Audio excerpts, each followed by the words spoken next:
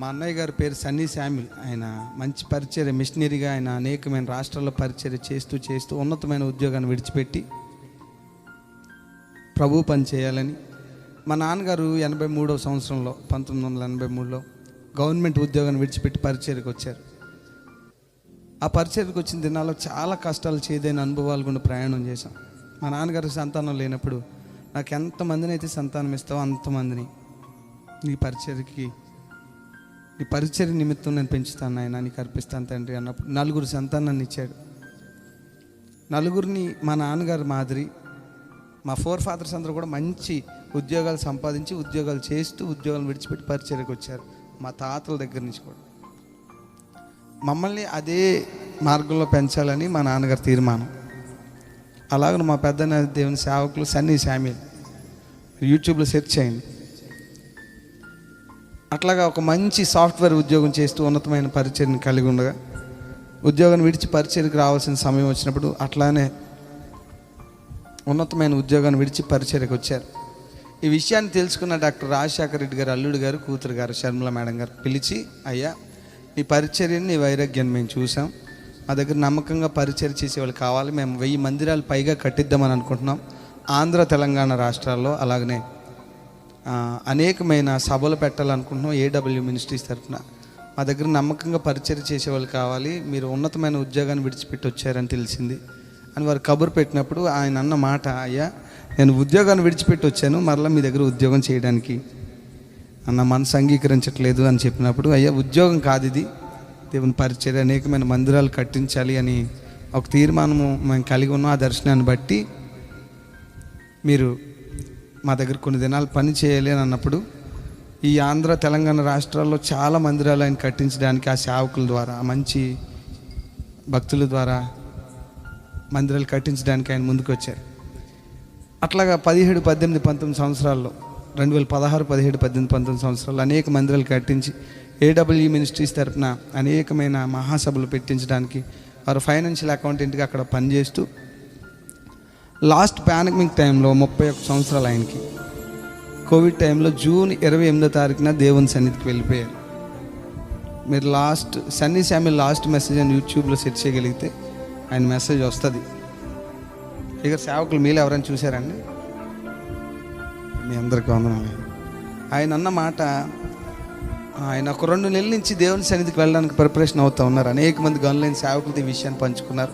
అది యూట్యూబ్లో కూడా ఉంటుంది. జూన్ 12వ తారీఖున నేను దేవుణ్ణి చూడబోయే రోజులు దగ్గరలో ఉన్నాయి. ఒక సేవకుడు, గొప్ప సేవకుడు, నేను పేరు చెప్పదలుచుకోలేదు కానీ ఆ సేవకుడు అడిగాడంట, అన్న సన్నీ నీ పెళ్ళి ఎప్పుడు? నీ పెళ్ళికి గౌరీపట్నం వద్దాం అనుకుంటున్నామేమనంటే, నా పెళ్ళి ఇక్కడ కాదు పాస్టర్ గారు, దేవునితోనే గొర్రెపిల్ల వివాహ మహోత్సవంలోనే నేను దేవుని పెళ్లి చేసుకోవడానికి వెళ్తున్నాను, నా పెళ్ళి లేదు పాస్టర్ గారు అని చెప్పాను. చెప్పి నేను దేవుని కలుసుకుపోయే రోజులు దగ్గరలో ఉన్నాయని 12వ తారీఖుని చెప్పారు. జూన్ 28వ తారీఖున దేవుని సన్నిధికి వెళ్ళిపోయారు. దేవునికి స్తోత్రం చెప్పండి బిగ్గరగా, ఇంకొంచెం బిగ్గరగా. ఆయన ఏ సమయాన్ని వెంటిలేషన్ పైకి వెళ్తారో, ఏ సమయాన్న దేవుని సన్నిధికి వెళ్తారో డాక్టర్లు కూడా చెప్పారు. ఇప్పటికీ ఆ వెబ్సైట్లో అఫీషియల్ వీడియోస్ ఉంటాయి. మేము డబ్బులన్నీ ఖర్చు పెడుతున్నాం, రోజుకి 1,40,000 హాస్పిటల్ బిల్లు. ఎందుకు నన్ను దేవుడు నన్ను పిలుస్తూ ఉంటే మీరు ఇంత డబ్బులు ఎందుకు ఖర్చు పెడుతున్నారు, ఎందుకు ప్రయాసపడుతూ ఉన్నారు అని మమ్మల్ని అడుగుతూ ఉన్నాడు. నేను పలానా దినాన్న వెంటిలేషన్ పైకి వెళ్తాను, పలానా దినాన్న దేవుని చేరుకోబోతున్నాను.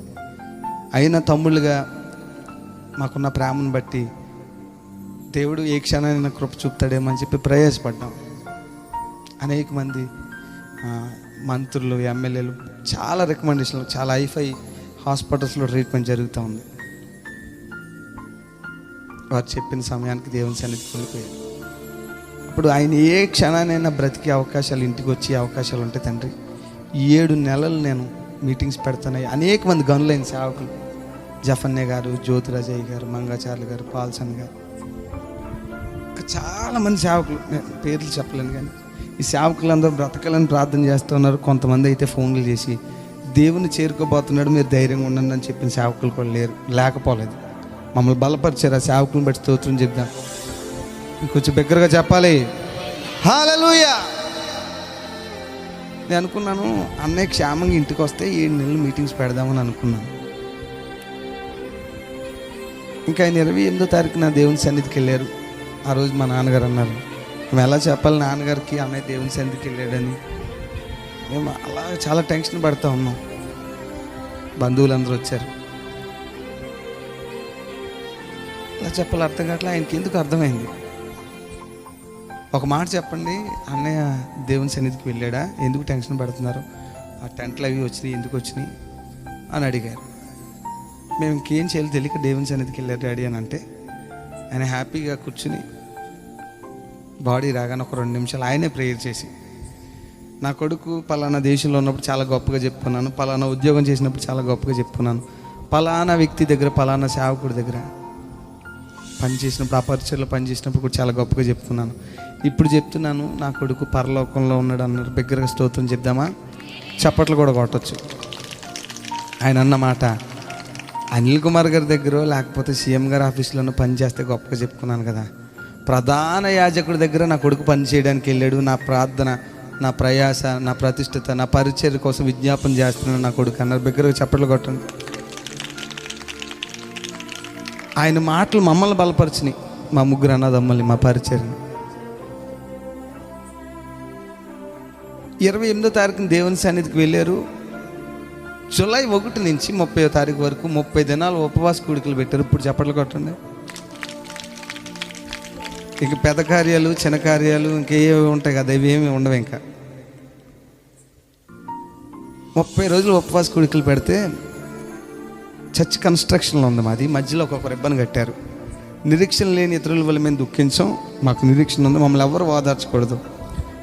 ఆ రిబ్బన్ కట్టి, కోవిడ్ చాలా ముమ్మరంగా ఉంది, మా వల్ల ఎవరికైనా ఒకవేళ అది అటాక్ అవుతుందేమని మా ఫ్యామిలీ అంతా చర్చ్ ఆ స్టేజ్ దగ్గర ఉంటే మమ్మల్ని ఎవరైనా పలకరించడానికి వచ్చిన వాళ్ళు ఆ ఉపవాస కూడికలో ఆ రిబ్బన్ అవుట్ సైడ్ కూర్చుని ప్రేయర్ చేసి వెళ్ళిపోవాలంతే.